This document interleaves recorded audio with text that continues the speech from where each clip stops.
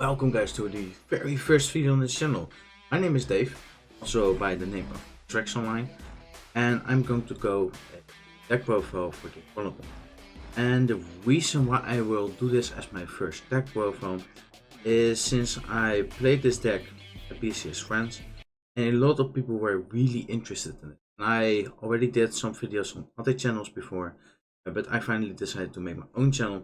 And I thought, why not do this as my first video, because many people were interested in how I built the deck, how I came to the deck list, how I play the deck. So I will try to incorporate everything into this deck profile. Hopefully you guys will get everything, because not to say least, but this deck is very complex on how I built it, how I managed to play it.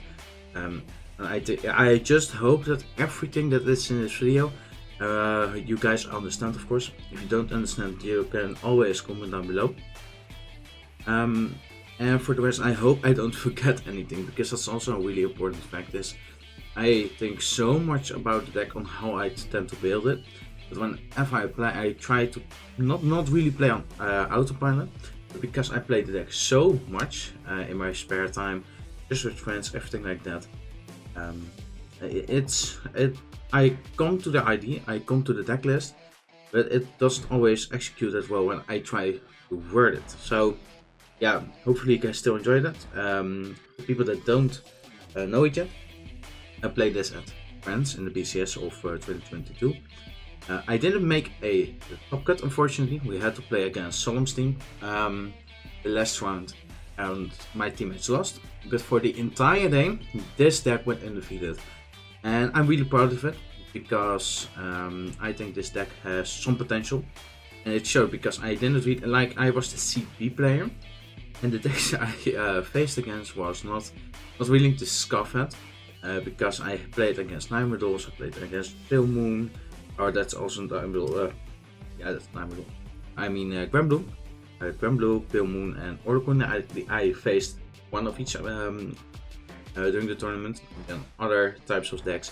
The first one was very hectic. I will just try to cover everything, and it will be a long video. Hopefully you guys enjoy it.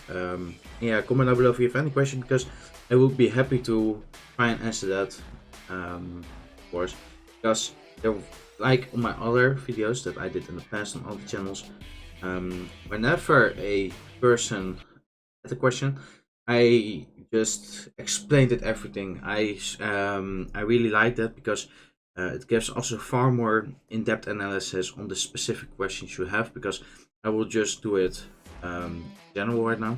I will try to go in-depth as possible, but some things, yeah, you just can't explain in the video. That's only like 20, 30, 40 minutes long. I will just go quickly to the deck. Then I will just showcase you guys my deck list. Then I will go into it with a full explanation on why I played situations, why I play certain cards versus matchups and everything like that. Then I will go over the combos in this deck, because the combos are also really important to understand. And for the rest, I hope you guys just enjoy. Just grab a drink, because you really need it. So for the zeros, I just play a starter, and that's really it for now. I will just go from the highest grade to the lowest grade. See the spot, and I play one copy of Next Stage and one copy of Time Leap Dragon. These are just my grade 4s on my deck. Then 4 copies of Chronojet. He is the main boss unit of this deck, in accordance with one Piano Boy. I just call him Piano Boy because that's how, yeah, I just really like that name. Sorry, I'm weird. Then for the backup or the grade 2s, I play 4 copies of Aircap. He is my main right target, but he also has different purposes in this deck that most people don't understand when it has glanced first. 3 copies of History Maker. He's part of the Time Leap combo, of course. Then for my my one-offs, it's Castelia, or I mean Kunda. Castelia is the PG. Then Smoke Dragon, then 1 copy of Naboo, 1 copy of Tudu. So these are just my one-offs, but we'll explain later why there aren't one-offs in this deck. Then 4 copies of Lost Gear Dog 8. Then 4 copies of Wibble. And then that's really it for the main grade ones to say. Because we go back to the Time Leap engine, we will play 3 copies of Melon, of course. Very important for the deck to even be allowed to multi-tech so much. Then 1 copy of La Bashim, because it's a fetchable PG.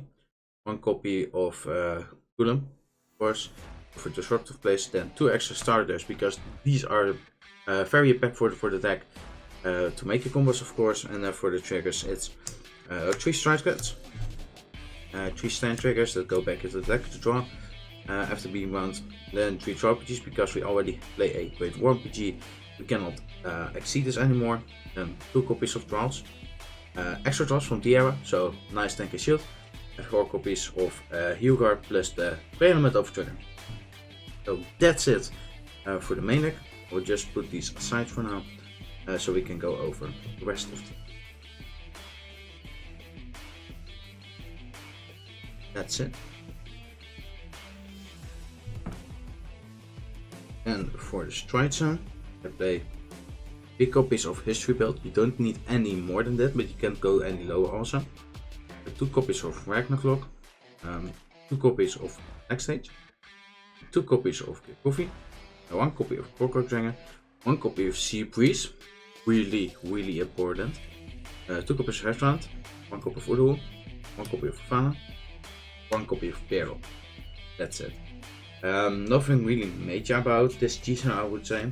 But for people that don't understand it, there's a really like these you almost need to play for the deck, and these are your flag spots that you can just play whatever stride you want, or you can choose to play more G cards. I just decided to play these 5 G cards, but it's just personal preference, I think.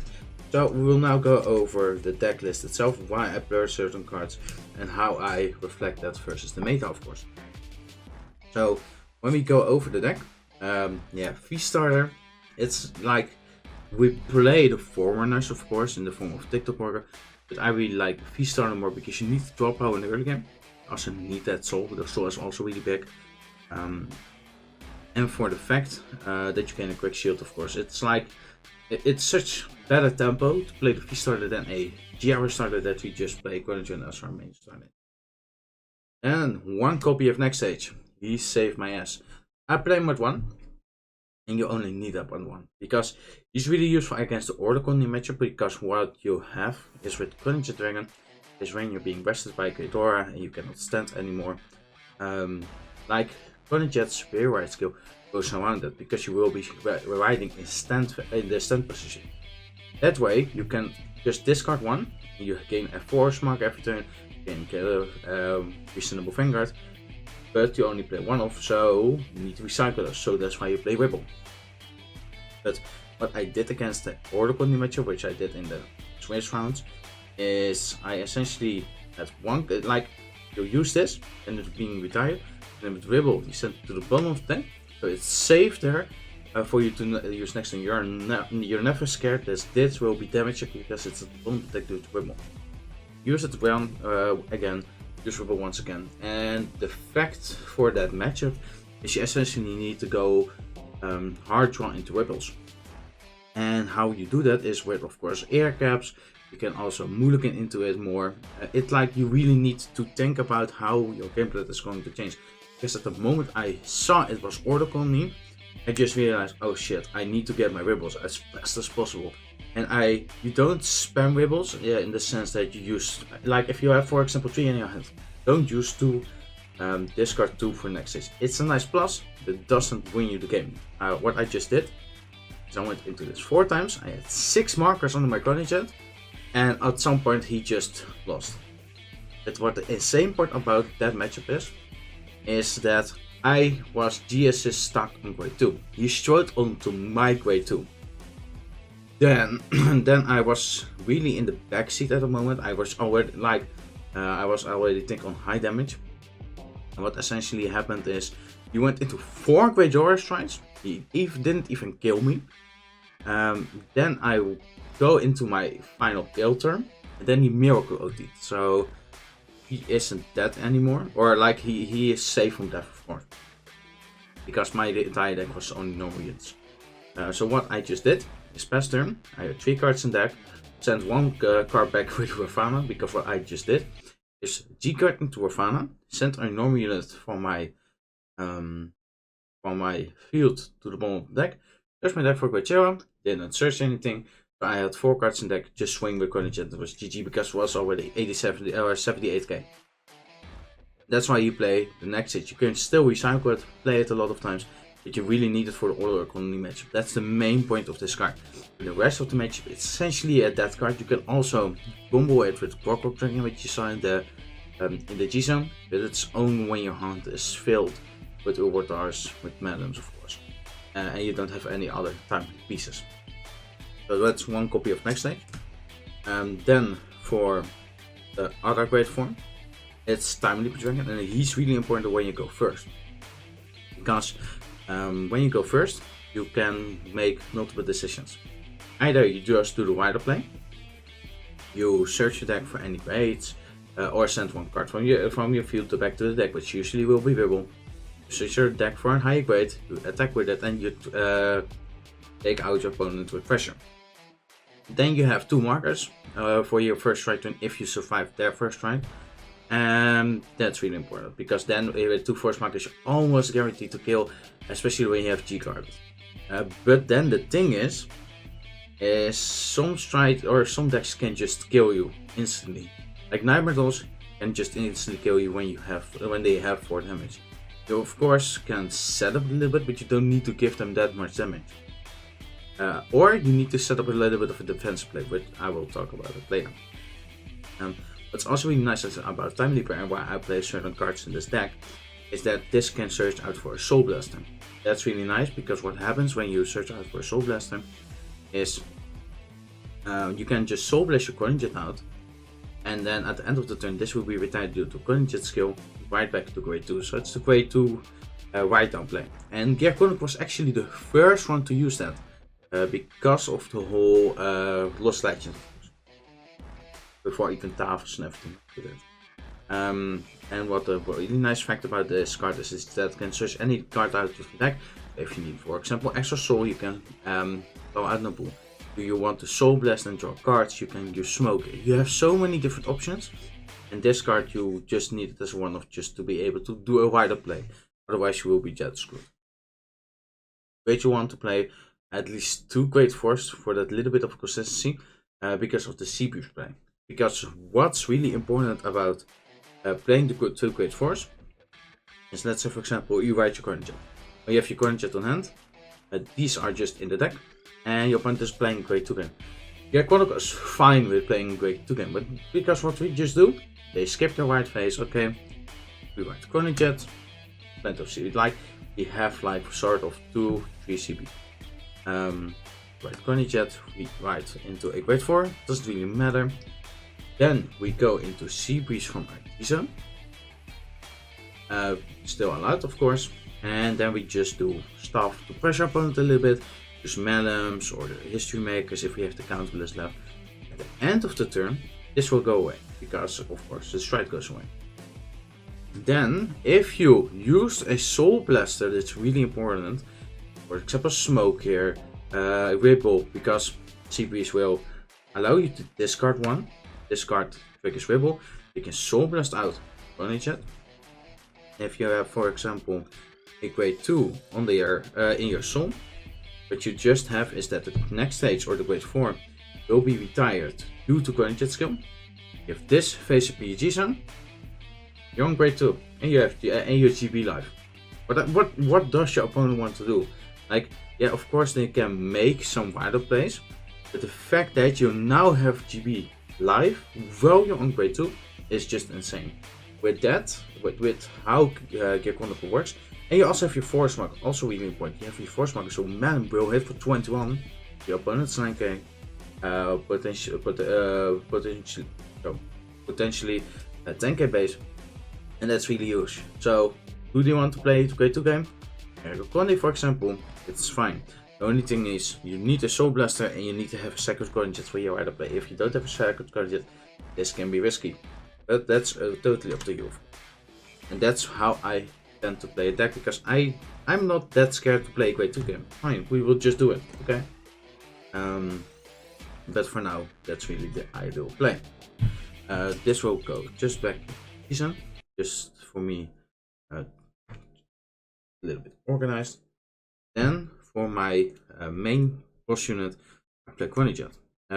We tend to play Chronojet above other grade 3s that can spearhead into grade 4, and that's mainly for the fact for his name.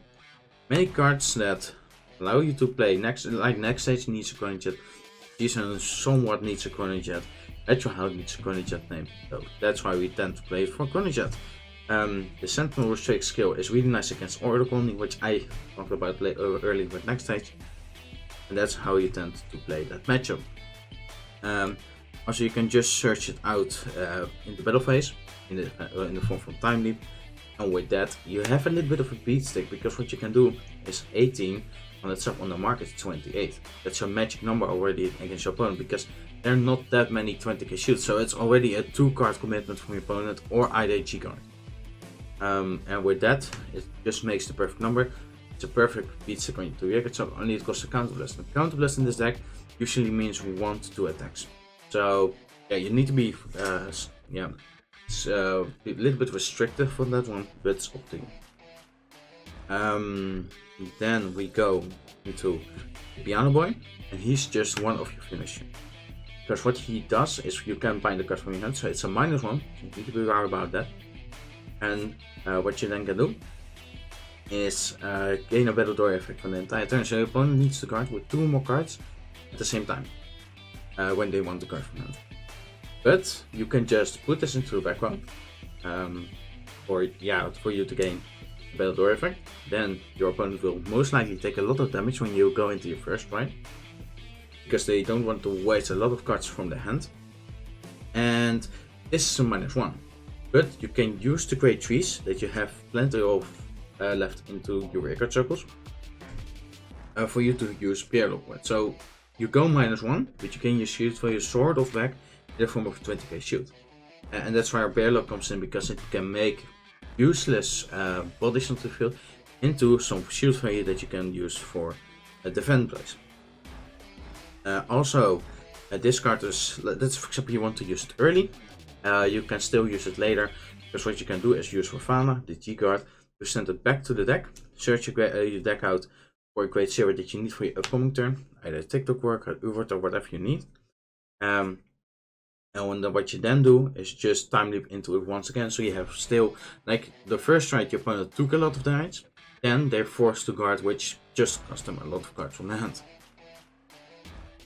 Then I play 4 Earkamp. He's like, if we look at Gear Chronicle, in V era and in GR and everything, we don't really have a grade 2 that has a very good Vanguard Circle skill. Earkamp is the best thing that comes close to it.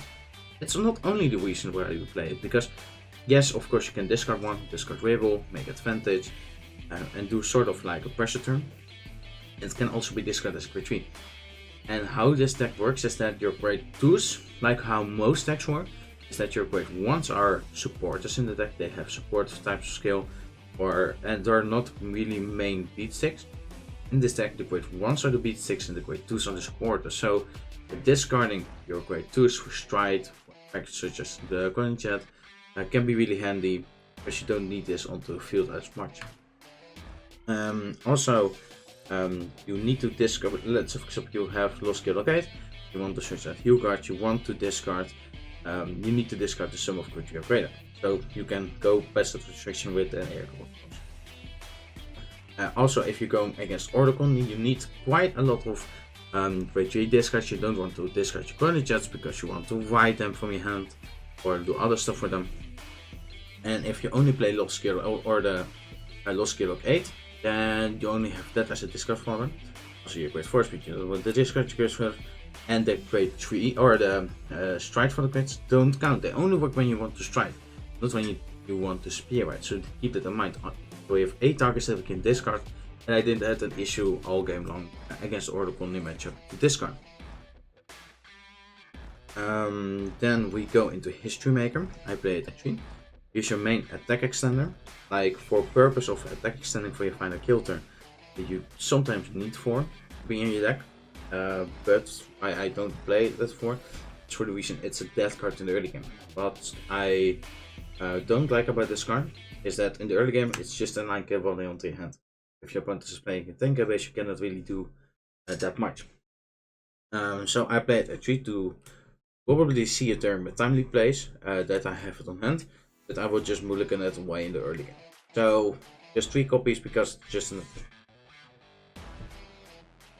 then for the other great tools, and these are all the one-offs, but people really misjudge these cards in the sense of how I play them, because how I see these great ones are not as separate one-offs. They're actually a playset together. A playset together in the main that they have the same functionality, only they are somewhat different posted or have different scenarios. What all these great tools have in common is that that are really aggro pieces in the early game. Smoke Gear is the 15k attacker. If you hit a stand trigger, it's a 20 again on the opponent's finger. If you combine this with Naboo, you swing in for 10 first. You cannot heal guard, and you go for Smoke Gear. If they want to heal guard, that's fine. If they want to take damage, it's also fine. So for example, they are on 20k base. You attack with your Vanguard. They have the pressure from you getting the 10k base or the 10k trigger. Yeah, there's 5k trigger in the form of a stand trigger. You can still stand the Smoker, attack for 20 above the threshold. Kurunta is an attack extender potentially in the Time Leap place, or a Time Leap Dragon, but you can also use it in the early game to search out the beat stick. So it's also an aggro piece, but it costs a soul. Who gives a soul? Smoker costs a soul, but also allows you to discard cards as a great project. So it allows you to strike better, so you have a better hand size or better hand quality. But it costs a soul for the draw, but it's not mandatory. The 5k on the attack is different. This one can make an entire column give 10k, but it can also help in the strike turns to give you mana an extra 5k, so it can hit past the defense number because it gets just still in the background. These cards, I see them as playset for the functionality that I have them, but they have different purposes in the entire deck. So still too much to talk about, but hopefully give you guys an insight on how these cards are played, because Naboo is really used for the early game because they can just restrict your opponent from heal guarding. This makes an extra bonus onto your field, so yeah, of course you have an entire front row to attack with. This is just for consistency attack, and you can Soul Blast, which is really important because with Kurunta and Smoker, what's also really important is that they Soul Blast. So let's say for example you want to fight back to grade 2, you can just search one of the other out.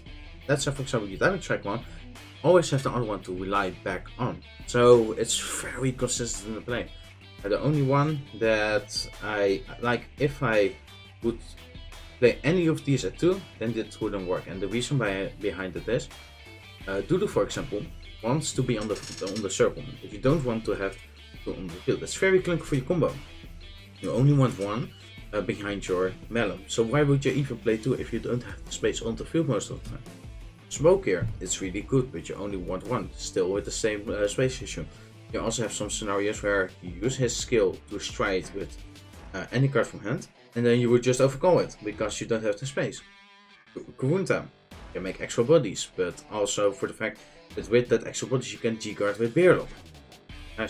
Naboo replenishes itself, so it doesn't cost anything, it gives resources, but it goes away itself. Which can be nice, because if you either go over with Smokey because you don't have the space on the board, or Kurunta for example, then this may be a better choice for you to gain more value out of it. And that's how I play these 4 one-offs, and how I see them as a collaboration instead of separate pieces. Then we go into one of the strongest great ones into the Chronicle for Ribble. This allows you to discard and gain value. Oricon, you and make it so you have endless next, or not endless, but a lot of next stage into your deck. Against Nightmare Dolls allows you to play a little bit of an early game if you want to. It's optional. Against Square Blue, really important for you to get that aggressive turn on, as you want to hit that first strike before them. And this can be an aggressive piece because you can also discard it during your strike turn. Also the view effect, if you have cards stuck in your soul, such as TikTok Worker, and you go into your strike turn, you can ditch these on top of strike, because strike is not restricted to only discarding one card or only discarding one grade 3. You can discard 5 grades, 6 grades, 7 grades, doesn't really matter. So what you do, discard these, then Soul Blast the TikTok Worker out, send it back to the deck. So you have access to it once again. The 2 TikTok Workers, but you actually play more in that scenario. So really well rounded card.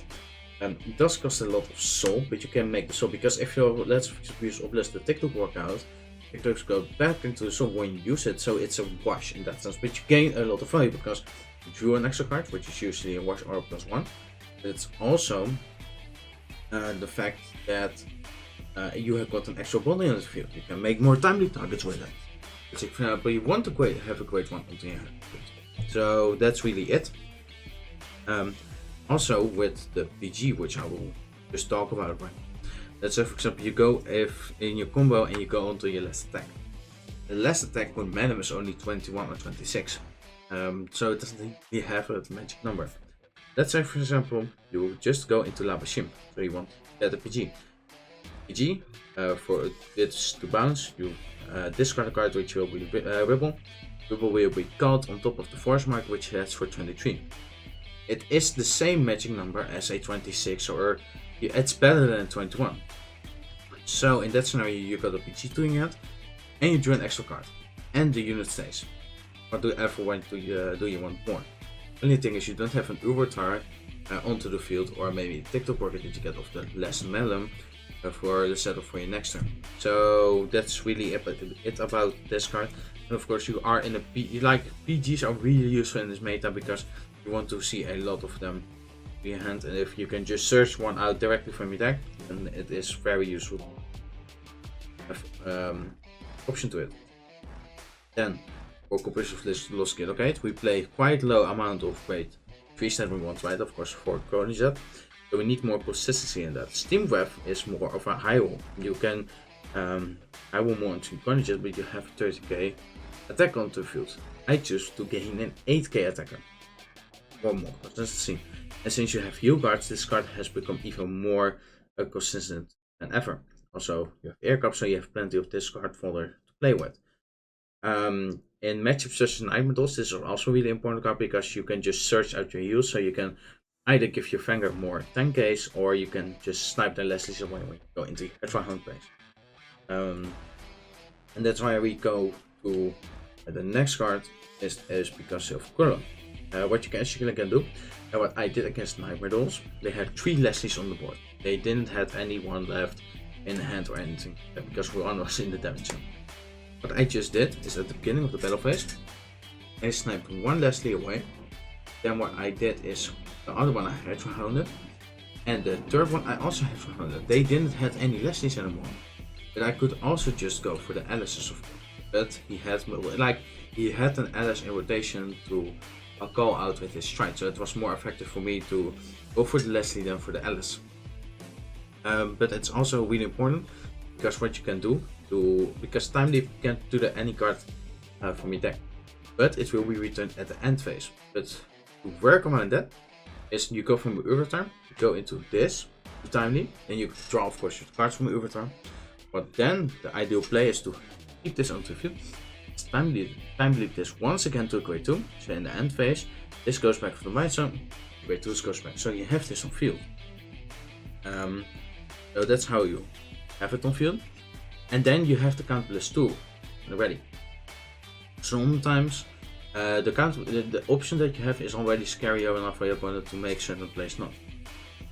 But you actually find with that you don't want to play the count +2 that often.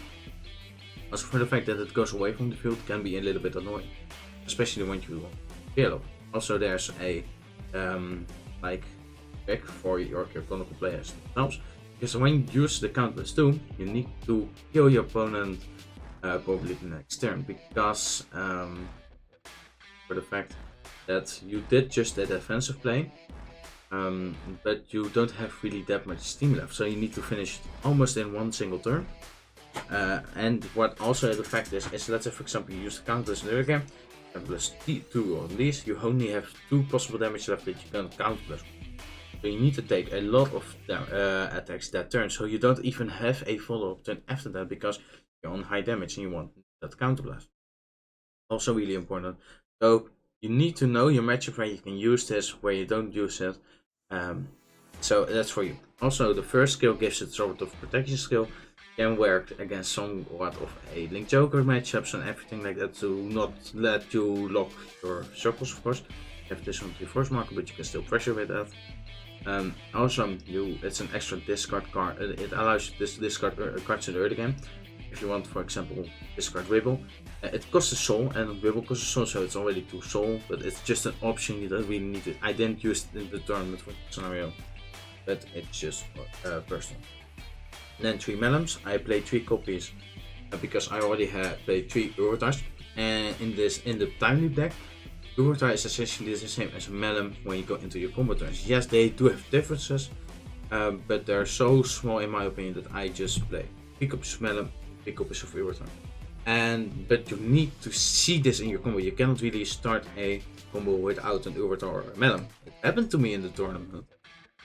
But what I just did then is just call the Great Zero, which was the draw trigger from the era. Call the Time Leap into a Melon, and then I started my combo with Melon.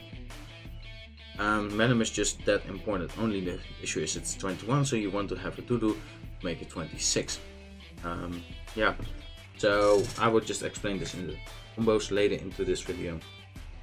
Then do TikTok workers better explain this in the combo portion of this deck profile, but we'll go later. And then for the triggers, you want to have strides for days. Of course, striding is really important for this deck. Also, the fact that it's a crit can be a little bit better. I don't really like crits that much in this deck, because you rather want to go for chip damage than for change criticals, but sometimes the extra critical can help you pressure your opponent a little bit more in the early game, because if you check a crit and your opponent takes it, they're on higher damage, so you don't need that much attacks left to kill your opponent, or few attacks. Where you stand, as I explained in Elm, it's essentially the same, because and it can even be better, because Elm is restricted to attack your opponent's Vanguard. This isn't, of course. So what you can do is call your Overtime, attack your opponent's Interceptor. They can take a defense trigger. Attack with your History Maker, 12 to potentially 12k if you protect, or whatever you want. Time Leap this if you have an Overtime in the background. Then you can use the stride scope from your Vanguard, or the Melon will go into a TikTok worker, then the Overtime in the back row goes into again. So you have your combo fully live. Then the RPGs, we just want to play 4 PGs, so just play those. Then 2 draw triggers. If you go for the Overtime, and these are just nice to shuffle back. Also 10k shield. The deck is very combo intensive, so you want to have these onto your hand, and sometimes that draw can make your life a little bit easier. And 4 copies of Wheel Guards, you can search it out, so whatever you want. And 1 copy of a Elemental trigger, or over trigger, just because you want to go for chip damage, not for the same burst. You don't really play around there, your Vanguard resets that much, only if you're against very specific decks, of course. Then the Dark Side's over trigger can work better, but for this deck you just really want to play them. Lots of explanations. I hope you guys understand, because we will just go harder. History build. I think these will just be in the book, because I think it's better that way than you guys understand. So let's go for the combos. So how does the deck work? In the early game you just pressure a little bit, go with tools, big ones, and what you usually want to do, let's say for example you start the opponent gen, and you vote you lost gear log 8. What you can do is, let's say for example you have your Wibble on hand. You have for example a Conajet. You don't really want to search for the extra Conajet. You can choose to search for an extra heal card, of course, which you can also do. Let's say for example you search for your lost gear log 8. You reveal the Conajet, you discard the extra Conajet you added to it, you discard the Wibble on top, so you go -1, but you draw an extra card off the Wibble, but you get a 30k attacker instantly on the field. This will go back to the deck, so you didn't minus your deck in any sort. But you got at the end, for a Soul Blast, you got a 30k boost on grade 1, which is really good in my opinion. And especially why it's good is because you can use the stand triggers that you have in your deck. If you check your stand trigger on this attack, it's not wasted, because what you can do is 13 against your opponent's Vanguard. If you, or let's for example, if you went second, this is really huge because they don't have a quick shoot, or they usually don't really want to guard that early. And you attack for 8. If you get a stand, you already have 3 attacks on your grade 1, right? Or to your opponent's grade 1. So that's really good. And for the rest, there's not usually that much early game going on. I'm just being an idiot that just wants to make the cards as possible. You can also do it onto your air cup, that you play air cup and that you discard a Wibble. With that you do it a turn later, but you actually get more value out of it because you discard it for the air cup, but this will give an extra drive, so you go +2, 1 on board, 1 on field for counter the Soul Blast. So it's actually grade 2 type of Vanguard Circle, Vanguard Circle skill that can something. And also, let's say for example you wrote your Melon, you can instantly send back the Melon because the card where you Soul Blast for Wibble can instantly go back to the deck. So refill your deck with imported pieces to draw in further. That's really it, I think. Yeah, for the rest you just resolve skills such as your grade 2s that you have. When you go into your grade 3, you can either, or when your opponent is going for the grade 2 game, you, as I explained earlier, you go from your grade 1 2, then you display or is going to grade 3 stall you, or yeah, just play the grade 2 game, right into your Conajet, go into your grade 4, go into Sea Breeze, and you do the whole combo where you just Soul Blast your grade 3 in any form if you have a Soul Blast on hand. So you Soul Blast this away, and what you have is a grade 1, a grade 2, and a grade 4 that's your hard card. Then at the end of the turn, this will go G-Zone. This will be retired to R back on grade 2 with GB life. I think it's a pretty good play. And it's something most people don't expect you to do. When you go into your grade 3 turn, you can do Time Leap or Time Leap, or you can make 5 attacks with, of course, Wound Down, because you most likely have tables on field. So what you can do is with Time Leaper, and you have a Wibble. So let's say for example you have your Force Marker onto your right side, attack with this on the Force Marker, attack with Time Leaper, draw out Wound, because these will be back into the deck, so you can discard later once again. This can also Soul Blast your grade 3 out if you want. Go on an extra card onto the second Vanguard Circle and make 5 attacks that way, and potentially even right back. Let's say for example you want to wait for you to Soul Blast the Conajet, then also call a Spoke Hero to see what your opponent guard for this attack. Also really important. You have different timings based on whatever card you need. Also, let's say for example you don't instantly want to Soul Blast out your grade 3, you want to wait what your drive checks do, what your opponent is going to do. You can just call Smoke here, because Smoke here will most likely Soul Blast at the end of the battle, or as the last attack in your wound type place. Also you can just use it early and try to hit the stand, so you can draw once again, because that skill is not per turn. So you can draw multiple cards by emptying Soul. Then you go into your strike turns, and then that's where the magic happens. So for explanations, I would just go to your standardized play, and I would just try and evolving it further and further and further. And let's say for example you go into your Conajet Dragon, So let's start with the first combo. Let's say, for example, you have force mark right here. Then start with, let's say, for example, you have only a melon on hand you stride into history build. So this goes into attacks with melon, you use skill, say, okay, I will call out the Ubertar. Ubertar goes in west, history build attacks, to time leap this into a melon and get draws. Okay, that's an extra attack. Let's say, for example, we go and evolve it even further. We have a history make on hand. So we call that out to attack with. What we now do is madam attacks. This goes back. Call the Ubertar. This attacks potentially for 12k because you're getting 3k of history build if your opponent is playing a force matchup. Then this will be time leap into madam. Madam attacks once again. Goes into Ubertar. This attacks. This goes by. This goes into madam. And then, of course, at the end, this can go still back to an Ubertar. So what you just did is to begin with this. You did 1, 2, 3, 1, 2, 3, 4, 5. 5 attacks.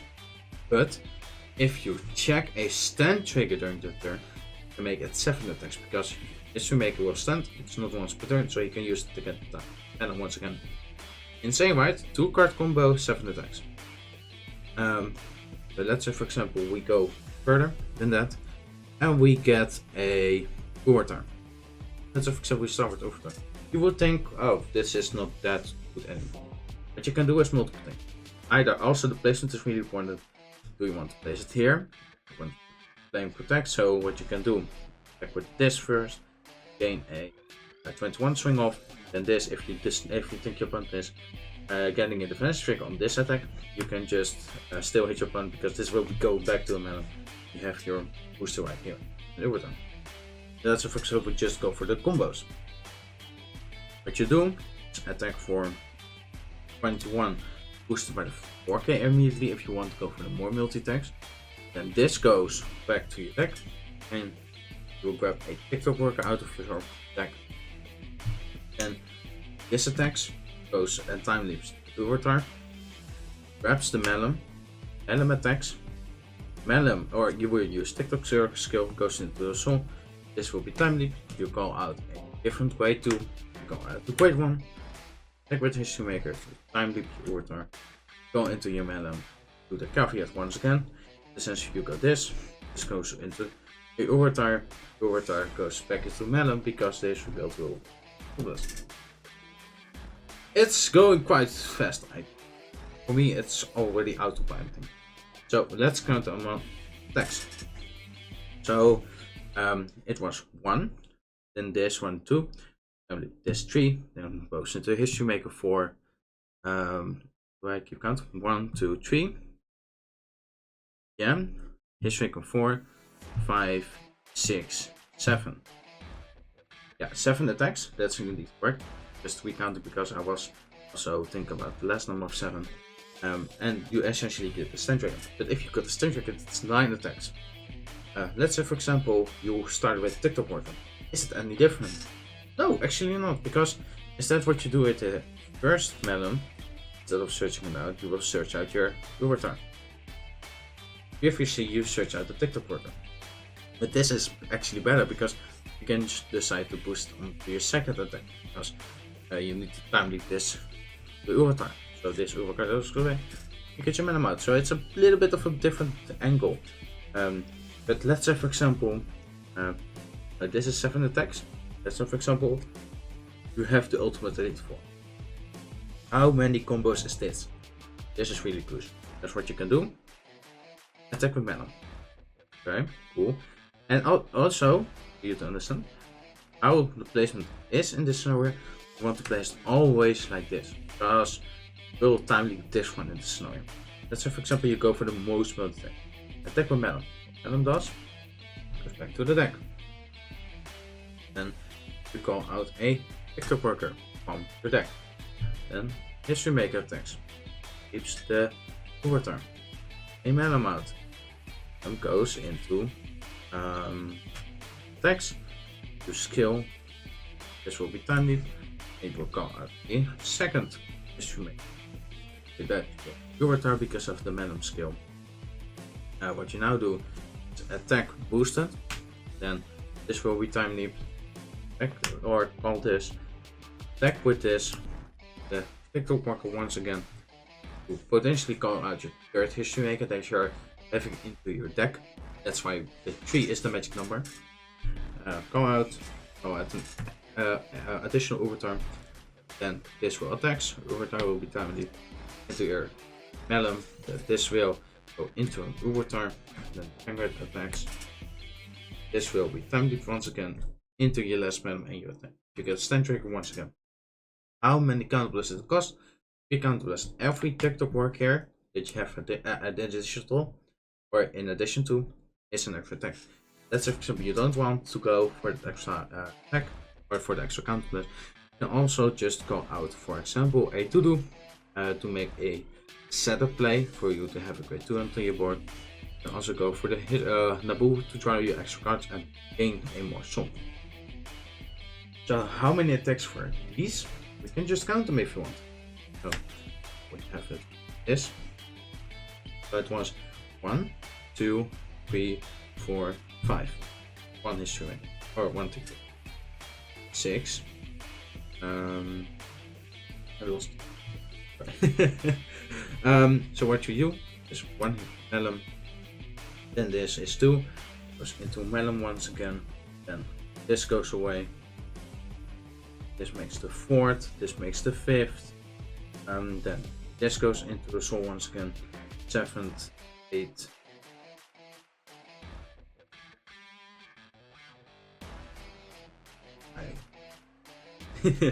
like for myself, for why I don't know the exact number of attacks, it's all feeling in how I play the deck, and that's really weird to maybe say, but I always have like, oh, this will do so much damage to my weapon, this will have this much damage. So it's 1, 2, 3, and this makes 4, 5, and then this goes into the 6th, 7th, then 8, 9. So it's 9 attacks, then trigger 11 attacks. So that's really devastating, and that's on your first strike. That's a fixture. Your counter is left, really impactful.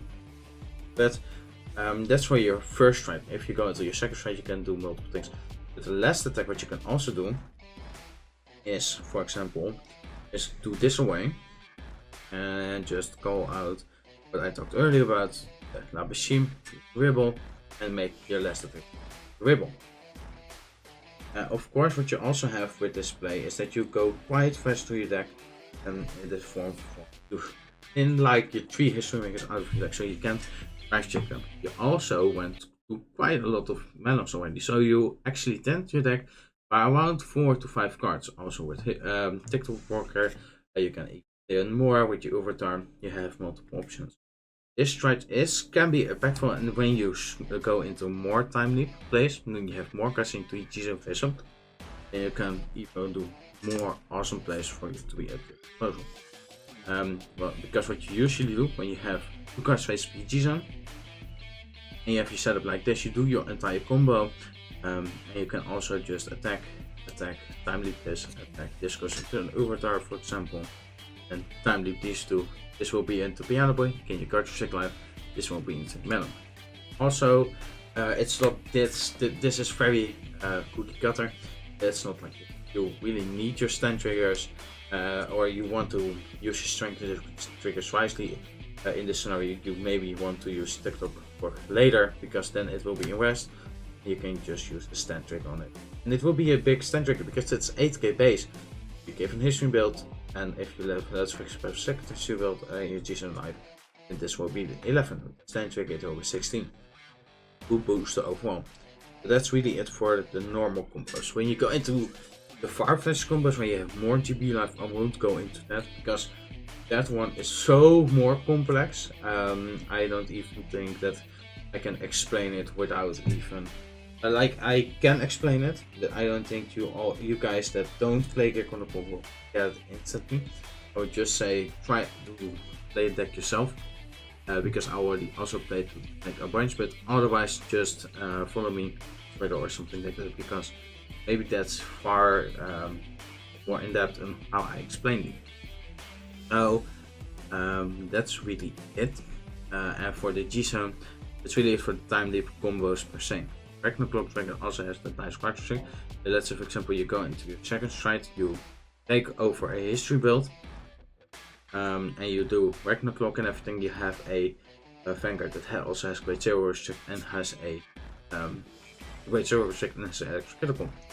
And you have multiple options. So that's all for you on how you want to use your triggers. I think this wraps up the deck profile a bit, because I can't think out of my head of any combo that I can explain quite easily. There are far more combos, playstyles, and I just hope, like, let's say, for example, for people that live in Europe, where I also live, you just need to see me play it in, I think, PCS or something like that, really understand. So hopefully you guys enjoy it. Comment down below if you have any questions. Hopefully this deck was really useful to you guys. It's my first video in this channel, so yeah, hopefully you guys like it, and I will try. I don't know how far this channel will go, in the sense that I just want to have a little bit of fun, share my knowledge on how I make certain decks, and not per se make really good content in this form of reveals and everything. Maybe for the class that I play, it's more primarily to share my knowledge that I want to share. So I will speak to you guys. Goodbye.